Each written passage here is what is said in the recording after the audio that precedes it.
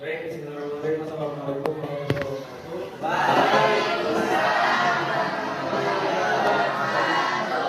Selamat pagi semua. Kalau saya katakan selamat pagi, kalian jawab pagi. Yes. Mana dulu? Selamat pagi.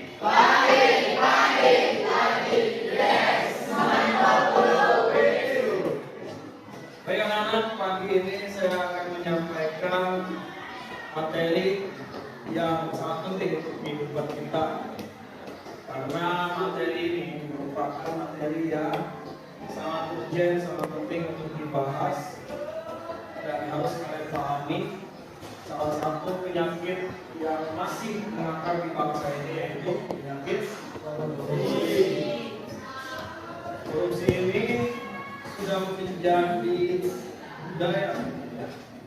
budaya yang turun temurun diwariskan yang seharusnya dihilangkan, karena korupsi ini akan merusak banyak sendi kehidupan kita, mulai dari sektor pendidikan, ekonomi, pembangunan dan sebagainya.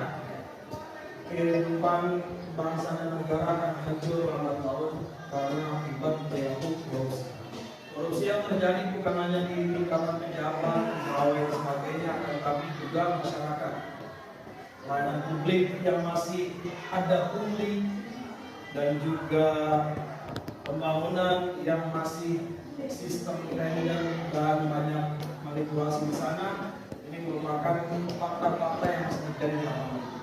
Nah, saya harap setelah penyampaian ini kalian sebagai kader-kader muda, generasi-generasi ke depan bisa bersih dari korupsi, karena kalian akan melanjutkan estafeta kepemimpinan bangsa ini. Siap anti korupsi? Ya. Dan ini data diri saya. Nama saya Ahmad Bukhari. Tepat tanggal lahir 12 Desember 97. Alamat Negara Tangerang, Indonesia, pendidikan terakhir 1 PKN, kerjaan sekarang guru, instansi mengajar di SMA Negeri 20 Tangerang. Nah, nanti gue potong.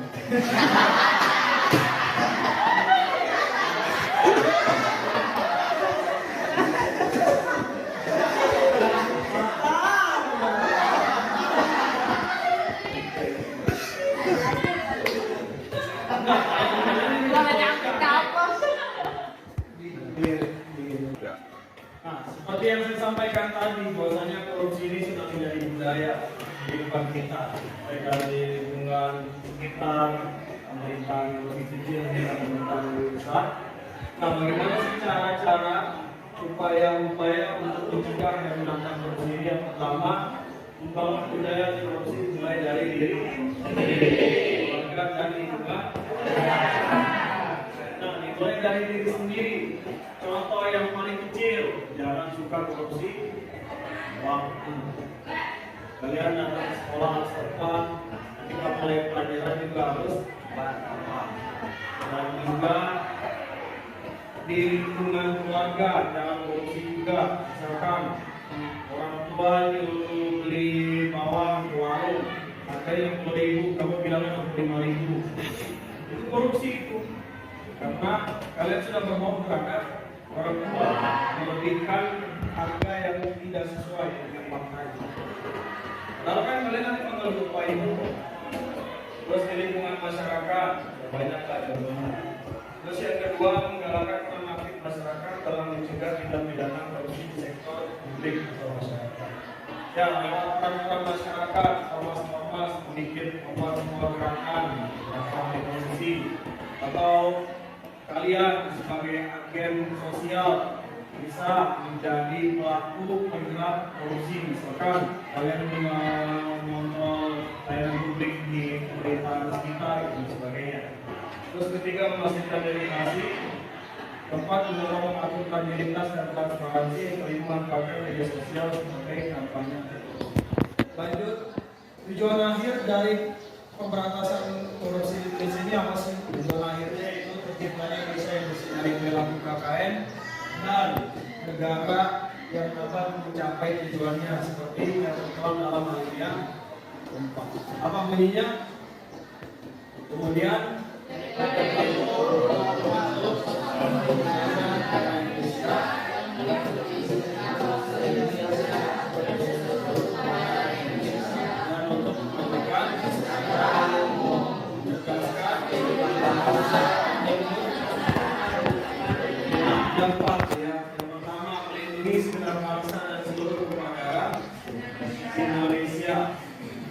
kalau dalam upaya melindungi, katakanlah yang bertugas dalam melindungi nyawa kita itu TNI, Tentara Nasional Indonesia. Nah, kalau Tentara Nasional Indonesia dikorupsi anggarannya, maka upaya dalam menyelamatkan kita ini akan berkurang. Misalkan harusnya pengadaan tank 20, tapi ada oknum yang menkorupsi, jadinya cuma 10 tank. Jadi berpengaruh terhadap kekuatan alutsista kita, kekuatan pertahanan kita yang lemah. Nah, itu dicontoh melindungi segenap bangsa. Terus memajukan kesejahteraan umum. Soal apa nih? Soal BLT, soal BNSP. BLT katakanlah bantuan langsung tunai. Kalau bantuan ini tidak tepat sasaran atau orang yang tidak mampu harusnya dapat tapi tidak dapat karena dikorupsi oleh kalangan pemerintah setempat, maka ini yang terjadi akan semakin tingginya kesenjangan sosial dan kesenjangan ekonomi karena seharusnya tidak dapat haknya kemudian dikorupsi jadi dia tidak dapat. Nah, itu di bidang ekonomi. Terus di bidang pendidikan, misalkan pengadaan buku di kementerian, seharusnya buku yang disediakan 7.000 eksemplar, lalu dikorupsi oleh oknum kementerian hanya 5.000 pengadaannya. Nah, seharusnya 2.000 ini bisa mencukupi keseluruhan wilayah, karena dikorupsi jadi berkurang. Nah, hak pendidikan juga berkurang. Nah, jadi tujuan bernegara kita akan semakin lama tercapai jika perilaku korupsi masih menggerogoti setiap sisi kehidupan. Ya. Terus, adapun indikator keberhasilan negara-negara dalam pemberantasan korupsi itu dilihat dari 3. Yang pertama, tingginya nilai survei penilaian integritas. SPI ini menyasar kepada lembaga-lembaga. Disurvei oleh Lembaga Internasional Anti Korupsi. Jadi lembaga-lembaga kementerian akan disurvei melalui SPI dalam melihat integritas yang dimiliki oleh lembaga tersebut. Misalkan Kementerian Pendidikan disurvei, di SPI kan angkanya berapa? Rentangnya dari 1 sampai 100, misalkan poinnya hanya 70. Nah, berarti dikatakan baik dari pelaporannya dan pelaksanaannya. Terus yang kedua, tingginya angka indeks perilaku anti korupsi. Nah, ini survei kepada masyarakat. Nah, misalkan kayak gini di surveinya. Misalkan kamu nih, balik, kamu ditanya, kamu kalau bikin KTP bayar nggak? Bayar. Kamu yang bayar atau orang kecamatan yang minta? Kamu yang inisiatif bayar. Nah, ini jadi korupsi ini nggak akan hilang karena budaya kita di masyarakat kita itu masih ya itulah uang capek istilahnya apa dan sebagainya. Padahal karena orang kecamatannya nggak minta. Tiba-tiba kita ya karena pengen yang cepat nih atau udah jadi kebiasaan kita dikasih lagi. Nah, ini indeks perilaku anti korupsi yang ada di masyarakat. Nah, sejauh ini indeks perilaku anti korupsi di masyarakat kita itu masih sangat rendah. Karena ya itu perilakunya. Kamu melakukan ini masih banyak terjadi, bukan hanya kamu, kita, mungkin saya juga pernah. Saya pribadi pernah dulu pas SMA sana. Ya, itu karena udah jadi kebiasaan sama orang tua bilang, kalau mau bikin KTP di kecamatan, kepelian kok 20 kayak. Padahal orang kecamatannya kan nggak bisa. Tapi karena udah jadi kebiasaan, jadinya sudah jadi budaya. Kembali ke perilaku korupsi. Tanpa disadari. Terus yang ketiga, tingginya angka indeks persepsi korupsi. Nah, IPK ini persepsi korupsi di negara kita secara keseluruhan. Nah, kalau ketiga indeks ini, ketiga pengukuran ini, angkanya tinggi, maka negara tersebut disebut sehat. Tapi kalau rendah, maka negara tersebut masih buruk, masih sakit. Nah, adapun role model negara-negara maju yang tingkat korupsinya paling rendah di dunia ini tiga: Denmark, Finlandia, dan yang lalu. Katakanlah di Denmark. Di Denmark kenapa angka korupsinya rendah? Karena pejabat publiknya pun sudah menanamkan perilaku anti korupsi sejak dini. Contohnya, contoh kasus pernah ada politisi Denmark, dia pernah berjanji ketika waktu kampanye, misalkan kalau saya terpilih saya akan menggratiskan biaya pendidikan. Nah, kemudian dia terpilih dan kemudian dia lupa dan masyarakat menagihnya. Misalkan Pak Ferdi dulu Anda sudah pernah berjanji kalau Anda terpilih Anda akan menggratiskan pendidikan. Tapi kenapa sekarang ketika Anda sudah jadi dan 2 tahun Anda menjabat Anda belum juga menggratiskan hal tersebut? Nah, ditagih misalkan sama masyarakat. Nah, Pak Ferdi dia menyadari, oh ya saya dulu pernah janji. Yang dilakukan oleh dia langsung mengundurkan diri. Jadi dia pernah janji tapi dia lupa dan dia tidak melaksanakan itu. Pejabat tersebut langsung berinisiatif untuk mengundurkan diri. Jadi kita kan melayas dulu. Oh ya nanti saya bicarakan. Oh ya nanti saya agendakan. Seperti itu kalau di kita. Tapi kalau di negara-negara ini itu masyarakatnya dia berani mati dan pejabatnya juga sadar. Jadi kenapa indeks korupsinya tinggi, anti korupsi tinggi ya karena perilaku anti korupsinya sudah semua masyarakatnya sudah menanamkan budaya anti korupsi, pemerintahnya juga sama. Nah, dampak korupsi di kehidupan kita apa aja sih? Yang pertama dampak di bidang ekonomi. Korupsi akan berdampak buruk terhadap perekonomian suatu negara, salah satunya pertumbuhan ekonomi yang lambat akibat dari rendahnya tingkat investasi. Contohnya seperti apa? Misalkan di daerah Papua Haji ada perusahaan yang berinvestasi. Nilai investasi secara legalnya misalkan 200 triliun. Akan tetapi di Papua Haji misalkan banyak tangan. Ya, tangan itu dalam kata lain banyak pemain. Ada itulah, jadi ada uang ini, uang itu. Nah, untuk memudahkan jalan itu kadang kalau pengen terima bersih sekian. Jadi ini kan perusahaan-perusahaan jadi mikir lagi, oh begini amat, ini apa? Gua mau invest di sini, tapi kok dipersulit. Kalau pengen dipermudah harus bayar sekian. Nah, jadi invest nggak jadi, lapangan kerja tidak tersedia, jadinya laju ekonomi juga kan menurun, tidak naik. Itu salah satunya di bidang ekonomi. Terus di bidang kesehatan, baru-baru ini kemarin COVID-19, kan kemarin ada korupsi alat kesehatan, ada korupsi apa kemarin di ketika COVID. Nah ini akan berdampak kepada bidang kesehatan. Contohnya kemarin vaksin dikorupsi, alat kesehatan dikorupsi. Seharusnya vaksin harus tersedia untuk masyarakat, jadinya tidak tersedia, masyarakat jadi sakit dan endingnya ada yang meninggal karena tidak divaksinasi. Nah itu berpengaruh terhadap kesehatan, terhadap nyawa manusia.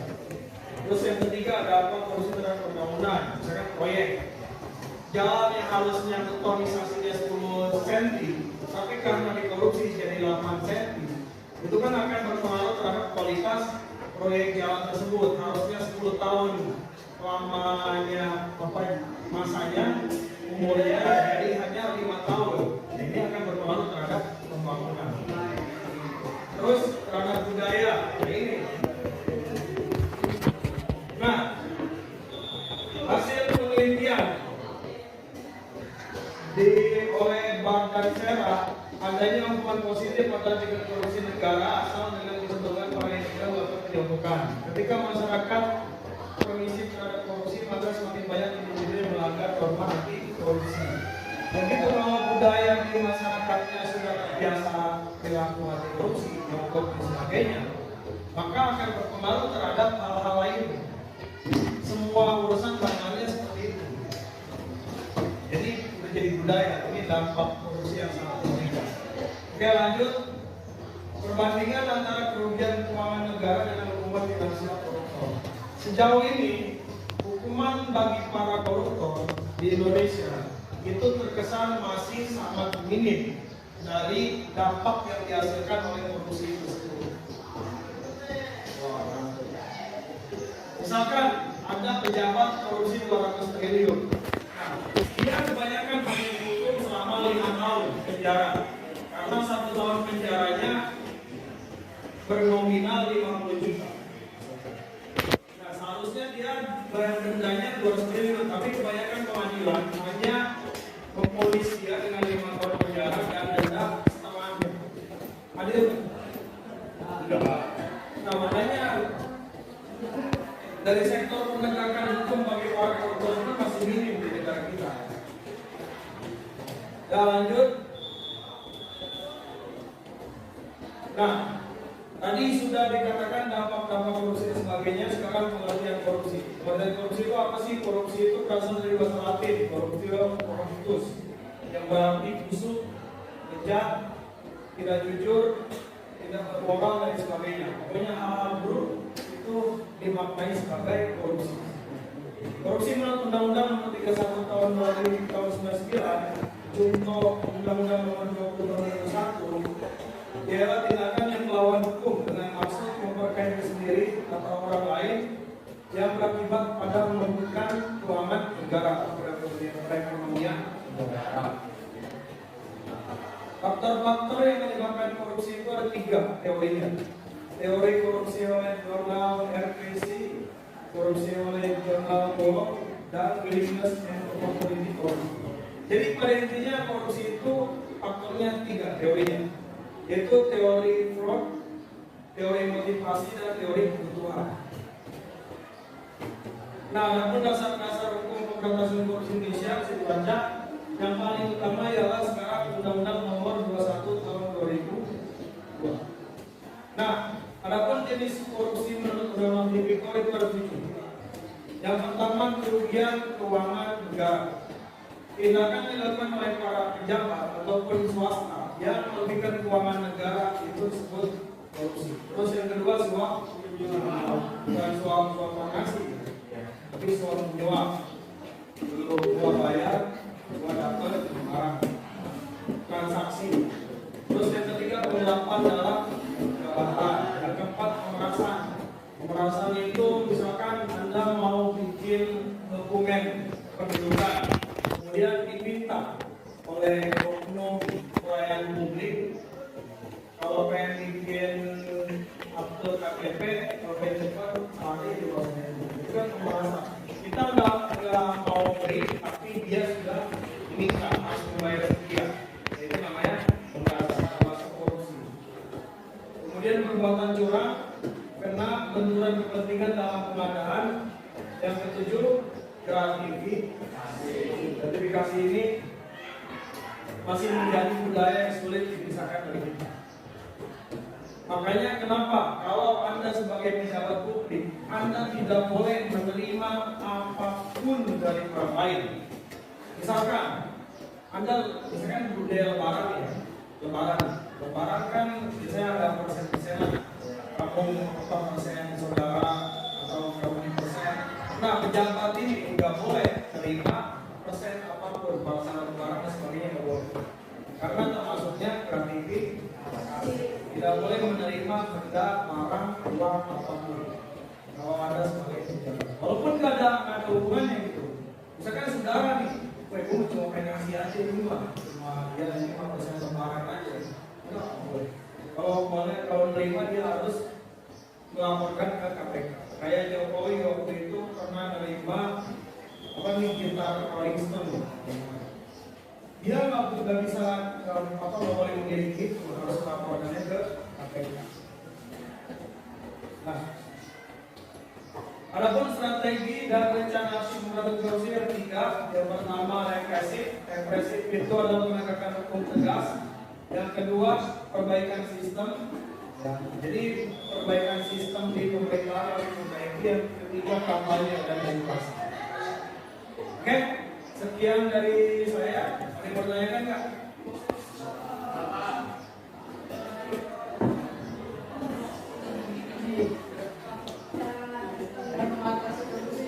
Cara mengatasi korupsi. Oke, baik. Cara mengatasi korupsi tadi ada 3. Jadi dimulai dari diri kita sendiri. Yang bisa kita lakukan adalah mengkampanyekan atau mengedukasikan perilaku anti korupsi di lingkungan kita sehari-hari. Oke, cukup. Terima kasih. Sampai jumpa di lain waktu. Kita bertemu lagi. Wassalamualaikum warahmatullahi wabarakatuh.